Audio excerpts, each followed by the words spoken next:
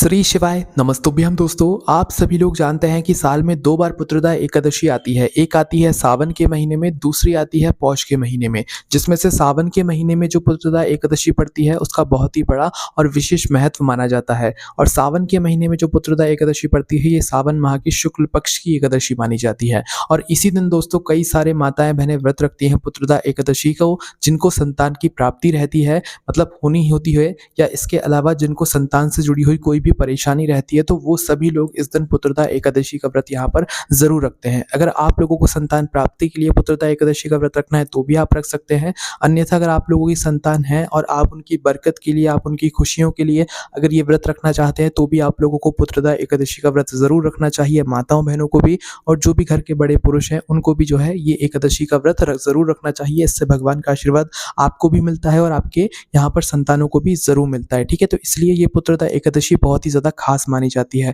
तो आइए जानते हैं इस बार सावन मास की जो पुत्रदा एकादशी है ये कब पड़ने वाली है, क्योंकि इसका बहुत ही बड़ा विशेष महत्व होता है और ये साल की सबसे बड़ी और विशेष एकादशियों में से एक पुत्रदा एकादशी यहाँ पर मानी जाती है। ठीक है, तो देखिए इस बार एकादशी तिथि जो प्रारंभ होगी वो शुरू होगी 4 अगस्त सोमवार के दिन सुबह 11:42 पर और इसकी समाप्ति होगी 5 अगस्त मंगलवार की दोपहर को 1:12 पर। ठीक है, तो उदया तिथि के अनुसार दोस्तों देखा जाए तो 5 अगस्त मंगलवार के दिन जो एकादशी है वो ज़्यादा सही है और इसी दिन जो है आप सभी लोगों को एकादशी का, पुत्रदा एकादशी का व्रत रखना है। 4 अगस्त के दिन वाली जो एकादशी है उसका कोई महत्व नहीं है, क्योंकि हमारे यहाँ जो भी तिथि मान्य रहती है वो उदया तिथि के अनुसार रहती है। तो सूर्योदय 5 अगस्त वाली तिथि में हो रहा है, इसलिए आप सभी लोगों को पुत्रदा एकादशी का व्रत 5 अगस्त मंगलवार के दिन ही रखना है। और जितने भी लोग पुत्रदा एकादशी का व्रत रखेंगे उनको एक चीज़ का और ध्यान रखना है कि भाई आप सभी लोगों को अपने व्रत का पारण शुभ समय में ही करना चाहिए, तभी आपको आपके एकादशी व्रत का यहाँ पर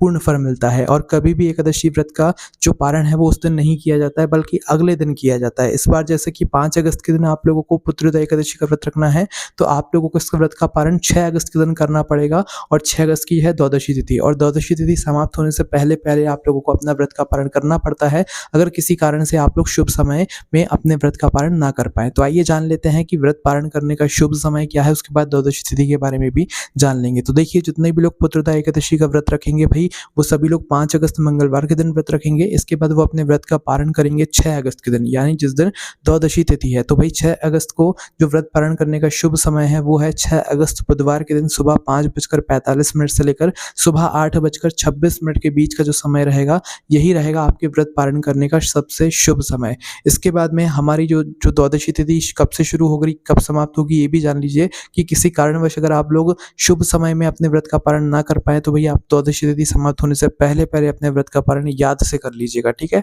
तो देखिए द्वादशी तिथि इस बार 5 अगस्त मंगलवार की दोपहर को 1:13 से शुरू हो जाएगी और इसकी समाप्ति होगी 6 अगस्त बुधवार की दोपहर को 2:08 पर, यानी कि हमारी द्वादशी तिथि समाप्त हो रही है दोपहर को 2:08 पर। तो आप लोगों को दोपहर के 2:08 तक जो है अपने व्रत को खोल लेना है, व्रत का पारण कर लेना है। और व्रत को खोलने के लिए आप भगवान के किसी भी प्रसाद का उपयोग कर सकते हैं या जल पीकर भी आप लोग अपने व्रत का पारण कर सकते हैं, अपने व्रत को खोल सकते हैं। ठीक है, जितने भी लोग व्रत यहाँ पर पुत्रदा एकादशी का रखने वाले हैं उन्हें 3 दिनों के नियमों का यहाँ पर पालन करना रहता है, जिसमें सबसे पहला दिन दशमी का होता है। दशमी के दिन आप सभी लोगों को एक टाइम भोजन करना रहता है, वो भी शुद्ध और बिल्कुल सही भोजन, है ना, जैसे कि बिना लहसुन प्याज वाला आप लोगों को इस दिन भोजन करना रहता है, वो भी एक समय में। ठीक है, अगर हो सके तो दूसरे टाइम भी खा सकते हैं पर एक समय कोशिश करेंगे तो ज़्यादा बेहतर रहेगा। इसके अलावा इस दिन तुलसी पत्र तोड़कर रख लीजिएगा अगर आप व्रत रख रहे हैं, क्योंकि एकादशी और द्वादशी तिथि के दिन तुलसी पत्र नहीं तोड़े जाते हैं क्योंकि ये आपकी पूजा अर्चना में काम आते हैं।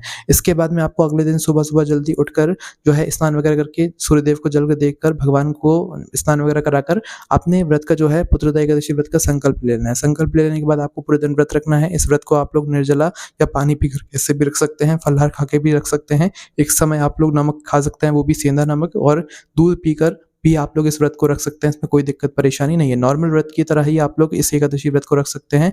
इसमें कोई दिक्कत परेशानी आपको यहाँ पर नहीं आने वाली है। इसके बाद में पूरे दिन आप व्रत रहें, भगवान के नाम का ध्यान करें, विशेष रूप से शाम के समय भगवान विष्णु जी और माता लक्ष्मी जी की विशेष पूजा आराधना करें और ओम नमो भगवते वासुदेवाय नमो मंत्र का भी आप लोग जाप इस दिन पूरे दिन जरूर करते रहें, ताकि भगवान का आशीर्वाद आप पर भी और आपके संतानों पर भी जरूर। और संतान प्राप्ति के लिए अगर आप इस व्रत को कर रहे हैं तो भगवान से आप संतान प्राप्ति के लिए आशीर्वाद भी इस दिन जरूर लीजिएगा। ठीक है, और इसके बाद में जैसे ही आपका व्रत पूरा पूरा हो तो व्रत पूरा हो जाने के बाद आपको अगले दिन सुबह-सुबह शुभ मुहूर्त में सुबह 5:45 से लेकर सुबह 8:26 के बीच में अपने व्रत को खोल लेना है, व्रत का पारण कर लेना है, तभी आपका व्रत यहाँ पर पूर्ण माना जाएगा। व्रत पारण अगर आप नहीं करते हैं तो आपका व्रत पूर्ण नहीं माना जाता है। इसलिए इस तरीके से आप लोग अपने व्रत का पारण कीजिएगा और बहुत अच्छे से पुत्रदा एकादशी का व्रत रखिएगा। माताएँ-बहनें हों, चाहे घर के बड़े पुरुष हैं, कोई भी इस व्रत को यहाँ पर रख सकता है अपनी संतानों के लिए, अपनी संतानों की सुख और समृद्धि के लिए या संतान प्राप्ति के लिए। बहुत ही बड़ी और विशेष एकादशी यहाँ पर मानी जाती है। इसके अलावा अगर आपके मन में कोई प्रश्न है इस पुत्रदा एकादशी से जुड़ा हो तो उसे हमसे कमेंट करके पूछ सकते हैं। आप सभी लोगों को ये सारी जानकारी हमारी वेबसाइट भोलेनाथभक्त.com पर पढ़ने के लिए मिल जाएगी। ओम नमः शिवाय, जय भोले बाबा, श्री शिवाय, नमस्तुभ्यम।